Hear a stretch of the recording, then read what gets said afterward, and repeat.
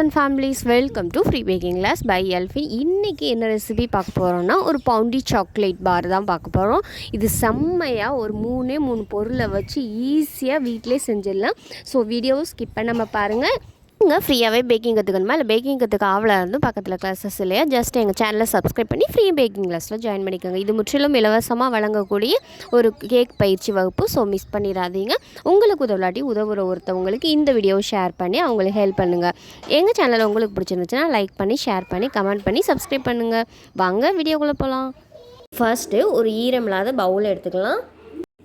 இதில் desiccated coconut அது 2 cup அளவு எடுத்திருக்கேன். அதாவது கரெக்டாக 160 கிராம் அளவு எடுத்திருக்கேன். கூடவே கண்டென்ஸ்டு மில்க் எடுத்திருக்கேன். அதாவது இது எவ்வளோ கிராம் எடுக்கிறோமோ அதே அளவு கிராம்ஸில் எடுக்கணும். இது 160 கிராம் அளவு எடுத்திருக்கேன். அதே அளவு அரை கப் அளவு 160 கிராம் அளவு கண்டென்ஸ்டு மில்க் சேர்த்துக்கலாம். இது ரெண்டும் நல்லா மிக்ஸ் ஆகிற அளவுக்கு கலந்து எடுத்துக்கலாம்.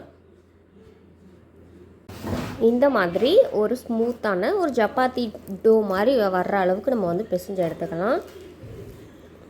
இப்போ இந்த மாதிரி பிசைஞ்சு எடுத்ததுக்கப்புறம் இந்த மாதிரி ரெடி பண்ணதை நான் டிஃபன் பாக்ஸாக அப்படி இல்லைன்னா கேக்குக்கு யூஸ் பண்ணுற ஸ்கொயர் டின் அந்த மாதிரி இதில் எடுத்துக்கலாம். இதில் லைட்டாக ஆயில் அப்ளை பண்ணிவிட்டு நம்ம ரெடி பண்ணி வச்சுருக்க மிக்சரை இதுக்குள்ளே வச்சு நல்லா ஃப்ளாட் பண்ணிக்கணும். கொஞ்சம் அகலமாக இருக்கிற மாதிரியே பார்த்துக்கோங்க. அப்போ தான் நம்ம டீமோல்ட் பண்ணுறதுக்கு கொஞ்சம் ஈஸியாக இருக்கும். இப்போ ஸ்பேச்சுலா வச்சே நீங்கள் ஈவன் பண்ணிடலாம். கை வச்சு பண்ணணுன்னு அவசியம் இல்லை. ஸ்பேச்சுலா வச்சு பண்ணும்போது அது ஒட்டாமல் நீட்டாக ஸ்மூத்தாக கரெக்டான டெக்ஸ்சரில் கிடைக்கும்.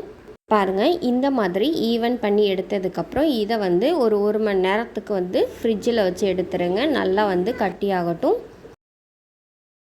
இப்போ நான் சாக்லேட்டை மெல்ட் பண்ணுறதுக்காக மில்க் காம்பவுண்ட் சாக்லேட் எடுத்துருக்கேன். இந்த ரெசிபிக்கு மில்க் காம்பவுண்ட் சாக்லேட்டு தான் மெல்ட் பண்ணுறதுக்கு கரெக்டாக வரும். 200 கிராம் சாக்லேட்டை ஒரு ஈரமில்லாத பவுலில் எடுத்துக்கோங்க. இப்போ வெயில் அதிகமாக இருக்கனால சாக்லேட்லாம் ரூம் டெம்பரேச்சரில் இந்த மாதிரி தான் மெல்ட் ஆன மாதிரி இருக்குது. இப்போ ஒரு பாத்திரத்தில் சுடுதண்ணி கொதிச்சதுக்கப்புறம் ஆஃப் பண்ணிவிட்டு இறக்கிட்டேன். இது மேலே இந்த பவுலில் வைக்கிறேன். இந்த பவுலும் அந்த தண்ணியும் டச் ஆகக்கூடாது. அதே நேரத்தில் அந்த தண்ணியில் இருக்க ஆவி அது வெளியில் போகாத அளவுக்கு வச்சு க்ளோஸ் பண்ணிவிட்டு நீங்கள் நல்லா மெல்ட் பண்ணிங்கன்னா கட்டிகள் எதுவும் இல்லாத அளவுக்கு பர்ஃபெக்டான ஸ்மூத்தான டெக்ஸ்சரில் மில்க் காம்பவுண்ட் சாக்லேட் நம்மளுக்கு மெல்ட் ஆகி கிடைக்கும். இதில் பாத்திரமும் அந்த தண்ணியும் தொட்டுட்டு இருந்துச்சுன்னா அதிக சூடில் சாக்லேட் மெல்ட் ஆகாது. கட்டியாக அங்கங்கே திரியாக இருக்கும். ஸோ கரெக்டாக பர்ஃபெக்டாக பண்ணிங்கன்னா ஒரு பர்ஃபெக்டான சில்கி ஸ்மூத்தான டெக்ஸ்சரில் சாக்லேட் மெல்ட் ஆகி கிடைக்கும். இப்போ இந்த மாதிரி மெல்ட் ஆனதுக்கப்புறம் நம்ம தண்ணியிலேருந்து பாத்திரத்தை வெளியில் எடுத்து வச்சுட்டு ஒரு ரூம் டெம்பரேச்சரில் ஆற வச்சுருங்க.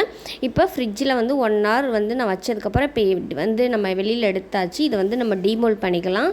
பவுண்டி சாக்லேட் என்ன சைஸில் இருக்குமோ அதே மாதிரி நம்ம கட் பண்ணிக்கலாம். இல்லை உங்களுக்கு இந்த மாதிரி பீஸ் கட் பண்ண வேண்டாம் அப்படின்னா நீங்கள் பால் மாதிரி கூட உருட்டிக்கலாம்.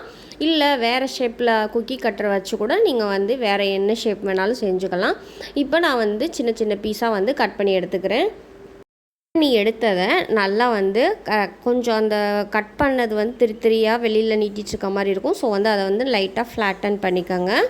இப்போ இதை பாதி பீஸாக கட் பண்ணி எடுத்துக்கலாம். இப்போ ஒவ்வொரு பீஸாக எல்லாத்தையும் நம்ம அதே மாதிரி கட் பண்ணி எடுத்துக்கலாம். கட் பண்ணி எல்லாத்தையும் எடுத்ததுக்கப்புறம் நம்ம சாக்லேட் மெல்ட் பண்ணி நல்லா ஆற வச்சுருக்கோம். அதில் இப்போ ஒரு பீஸாக போட்டு நல்லா டிப் பண்ணி எல்லா இடத்துலையும் சாக்லேட் படுற மாதிரி கோட் பண்ணிவிட்டு நல்லா லைட்டாக அதை மேலே இருக்க வரியாக அந்த மாதிரிலாம் தெரியாமல் ஃபுல்லாக சாக்லேட் கவராக இருக்க மாதிரி கவர் பண்ணி எடுத்துக்கலாம். டிப் பண்ணிவிட்டு மேலே எடுக்கும்போது கீழே அந்த சாக்லேட் அதெல்லாம் லைட்டாக கொஞ்சம் நல்லா வடிஞ்சதுக்கப்புறம் நம்ம ஒரு ஒயர் ராக்லையோ அப்படி இல்லைன்னா வெயிட்லேயோ எதுலையாவது வச்சுருங்க. அப்படி அந்த ஒரு 5 நிமிஷம்தான் ஆகும். ஏன்னா ஆல்ரெடி அந்த உள்ளே இருக்க பேட்டர் சில்னஸோடு தான் இருக்கும். ஸோ அந்த சில்லுன்னு இருக்கிறதுனால சாக்லேட் டக்குன்னு அதை ஒட்டி பிடிச்சி நல்லா கிறிஸ்பி ஆயிரும் சாக்லேட்டு. ஸோ எவ்வளோ சீக்கிரம் நீங்கள் டிப் பண்ணிவிட்டு நீங்கள் என்ன டிசைன் போட நினச்சாலும் அதை உடனே போட்டுருங்க.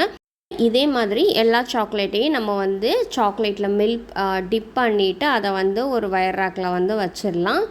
இப்போ எல்லாத்தையும் டிப் பண்ணி வச்சதுக்கப்புறம் அந்த பவுண்டி சாக்லேட்டில் இருக்க மாதிரி ஒரு சிம்பிளை நம்ம க்ரியேட் பண்ணிக்கலாம். அதாவது ஒரு பேலட் நைஃப் வச்சு லைட்டாக இந்த மாதிரி எடுத்திங்கன்னா அது அந்த சாக்லேட்டில் இருக்கிற மாதிரியே அழகாக வந்துடும். நம்ம சாக்லேட் எல்லாம் எவ்வளோ அழகாக ரெடி ஆயிடுச்சுன்னு. இதை நம்ம ஃப்ரிட்ஜில் வச்சுட்டு எப்போதும் சாக்லேட்ஸ் எல்லாம் எப்படி நம்ம ஸ்டோரேஜ் பண்ணி சாப்பிடுவோமோ அதே மாதிரி சாப்பிட்லாம். அச்சசலாக அந்த பவுண்டி சாக்லேட் மாதிரியே இந்த சாக்லேட் இருக்கும். ஸோ வந்து எந்த வித மாற்றமும் இருக்காது. வந்து டேஸ்ட் வைஸும் செம்மையாக இருக்கும். சாக்லேட்டை நீங்கள் ட்ரை பண்ணி பார்த்துட்டு எங்களுக்கு ஃபீட்பேக் சொல்லுங்கள். இது செய்கிறதும் ஈஸியாக, குறைவான நேரத்தில் ஈஸியாக செஞ்சிடலாம். அதுவும் ஹெல்த்தியாக செஞ்சோணும் அப்படிங்கிற ஒரு மன திருப்தியும் இருக்கும். ஸோ வந்து வீடியோவை ஸ்கிப் பண்ணாமல் பார்த்ததுக்கு ரொம்பவே நன்றி. இந்த வீடியோ உங்களுக்கு பிடிச்சிருந்துச்சுன்னா லைக் பண்ணி, ஷேர் பண்ணி, கமெண்ட் பண்ணுங்கள், சப்ஸ்கிரைப் பண்ணுங்கள். பக்கத்தில் இருக்க பெல் ஐக்கானை கிளிக் பண்ணி ஃப்ரீ பேக்கிங் கிளாஸில் ஜாயின் பண்ணிக்கோங்க. இல்லாட்டி உதவுற ஒருத்தவங்களுக்கு இந்த வீடியோவை ஷேர் பண்ணுங்கள். Thank you for all.